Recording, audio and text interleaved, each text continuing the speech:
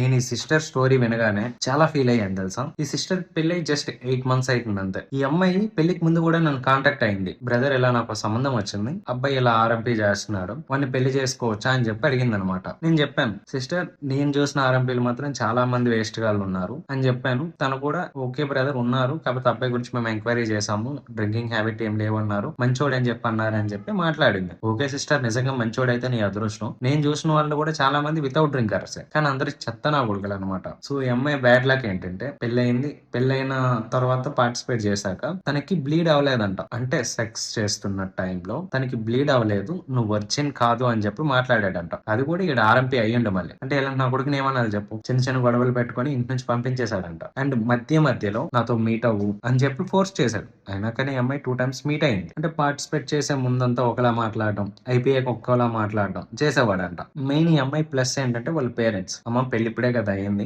ఏం కాదు వదిలేసి, నీకు డివోర్స్ తీసుకొని నేను వేరే పెళ్లి చేస్తానని చెప్పి మాట్లాడుతున్నారు. సీరియస్ గా గ్రేట్ అని చెప్పాలి. ఎందుకంటే చాలా మంది పేరెంట్స్ అడ్జస్ట్ అవ్వ ఉండు అంటారు. నేను మెయిన్ చెప్తాను, ఇలాంటి నా కొడుకులతో రేపు నీకు పిల్లలు పుట్టేశారు అనుకో, పిల్లలు పుట్టాక వాడు ఎలా చూస్తాడంటే ఏదో దెంగాను కాబట్టి పుట్టారు, అది కూడా నాకే పుట్టారంటావా, అయినది ఒరిజినే కాదు, ఎంతమంది వేయించుకుందో అన్నట్టు మాత్రమే మాట్లాడతారు. అలానే అందరూ అలానే ఉంటారంటే నాకు తెలియదు, బట్ నేను చూసిన వాళ్ళు మాత్రం అట్లా ఉన్నారు. అండ్ ఈ అమ్మాయి లైఫ్ లో కూడా ఇదే జరిగింది. మెయిన్ ఈ అబ్బాయి వాళ్ళ నాన్న వాళ్ళు డివోర్స్ పెడతానన్నారు, మేము ఎంత కట్నం ఇచ్చామో అది మాకు ఇచ్చేయండి అంటే, ఏ నీ కూతురు ఏమైనా నా కొడుకుతో పడుకుందా, పడుకుంటే కదా నేను ఇస్తాను, పడుకోకుండా ఎందుకు ఇస్తానని మాట్లాడాడంట. అంటే ఎంత చెత్త నా కొడుకులు ఉన్నారో ఒకసారి అర్థం చేసుకోండి. అండ్ నేను మెయిన్ ఒకే ఒక విషయం చెప్తాను, పెళ్లి వరకు అందరూ మంచోళ్ళు, అంటే పెళ్లి చేయాలని అట్లా చెప్తారు, తర్వాత తెలుస్తుంది వాళ్ళ రియాలిటీ ఎలాంటిది అన్నది. అండ్ పెళ్లి తర్వాత ఎలాంటి సిచ్యువేషన్స్ వచ్చినా సరే నేను ఫేస్ చేయగలను అనుకుంటేనే పెళ్లి చేసుకోండి. మెయిన్ ఈ అమ్మాయి లైఫ్ లో ఏదైనా ఒక లక్కీ ఉందంటే వాళ్ళ పేరెంట్స్. అంటే పెళ్ళైనా కానీ డివోర్స్ తీసుకొని మేము పెళ్లి చేస్తామని చెప్పి హామీ ఇచ్చేది. కానీ చాలా మంది పేరెంట్స్ ఎలా ఉంటారంటే అడ్జస్ట్ అవ్వు, వాడుతూనే ఉండని మాట్లాడతారు. నిజంగా వీళ్ళు మాత్రం గ్రేట్ అని చెప్పాలి.